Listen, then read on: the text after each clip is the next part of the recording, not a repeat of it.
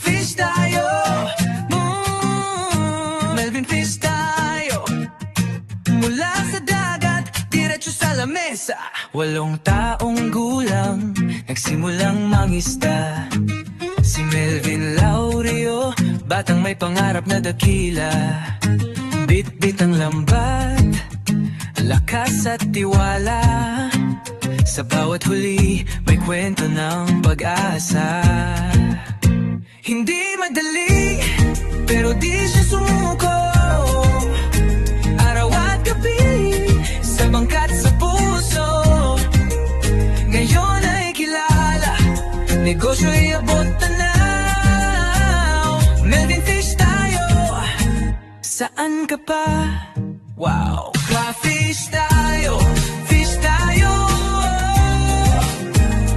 Fresh from Melvin, siguradong bago. Fish tayo, fish tayo. Batang mangingisda, ngayon ay panalo. Sa bawat huli, puso ang dala. Kaya fish tayo, kay Melvin, tara na. Tilapia, bangus at kung ano pa man, siguradong quality sa lasa pa lang. Hindi lang negosyo, ito ay misyon. Bigay presyo, bigay sarap, walang kondisyon.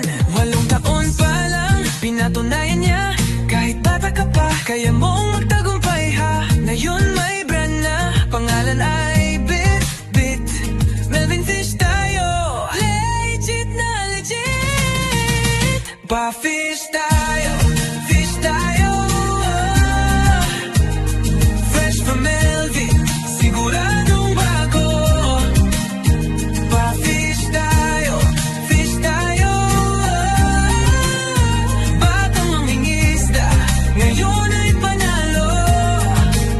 Sa bawat huli, puso ang dala. Kaya fish tayo, kay Melvin, tara na.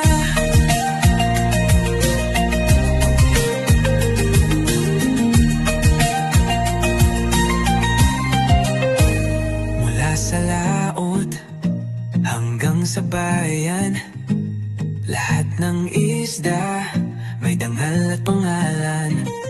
Si Melvin, ang batang may